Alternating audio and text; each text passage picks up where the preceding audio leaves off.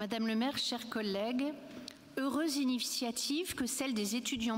La principale raison aussi, c'est de cesse de répéter autour de cette et vous évoquez sur le sujet. En tout cas, je pense qu'on a réussi à convaincre l'ensemble des acteurs qui peuvent contribuer à ce financement.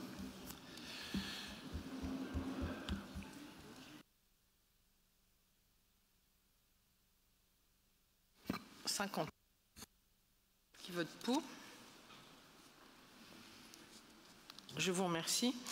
Alors, sur 62, délibération 62, Vanessa Duhamel.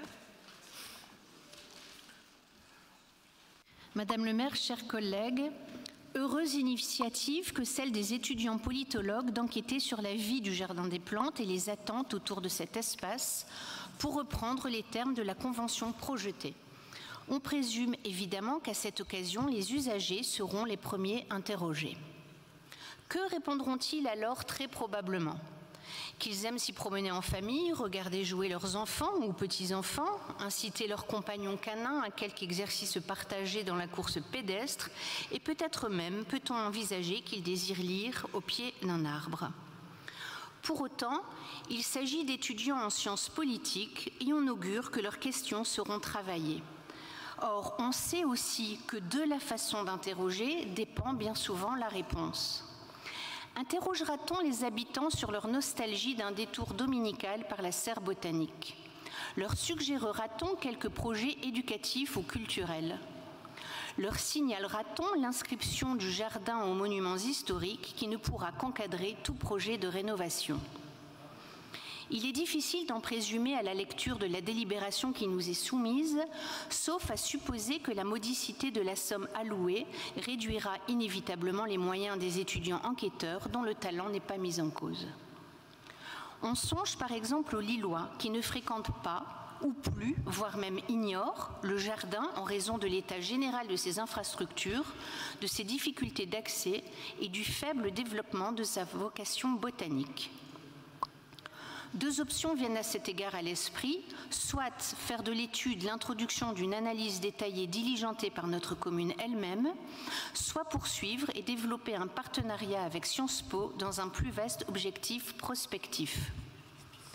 On rêve évidemment d'un jardin botanique digne de ce nom et labellisé comme tel, ce qui impliquerait de donner tout d'abord aux équipes qui y travaillent vaillamment, mais sans toujours les moyens suffisants, la reconnaissance botanique, culturelle, pédagogique et scientifique que cet équipement mérite. Le Jardin des Plantes pourrait alors prétendre à être enfin labellisé Jardin botanique de France.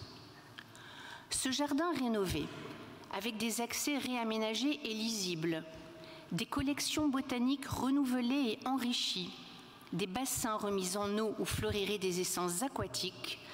J'évoque bien là les bassins et non l'incongru projet gadget dont circule la rumeur de miroir d'eau qui viendrait s'ajouter aux bassins. Et j'avoue que c'est là tout le génie du socialisme. Demandez donc des toilettes publiques, on vous donnera un pédiluve. Des pelouses récréatives et de détente, des allées où on se promènerait au sec sans crainte de s'y embourber à la moindre averse, et bien sûr, une grande serre botanique restaurée et rénovée qui, même si elle n'est plus équatoriale, nous fera voyager et rêver au cœur de sa végétation luxuriante.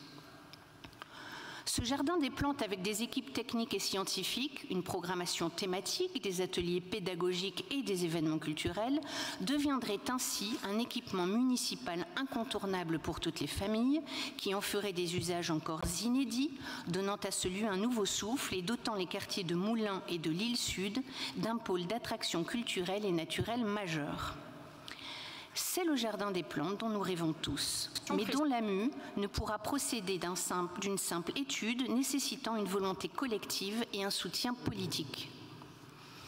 Souhaitons à cet égard qu'aiguillonnée par l'apport du comité scientifique qui a été constitué, la convention avec l'École nationale supérieure d'architecture et de paysage récemment votée et l'attachement des habitants à cet espace de nature dont a témoigné le succès de la pétition lancée par l'Association des Amis du Jardin des Plantes, la ville mette rapidement en œuvre une véritable rénovation pluridisciplinaire et globale à laquelle, sans nul doute, les élèves politologues seront heureux d'avoir contribué.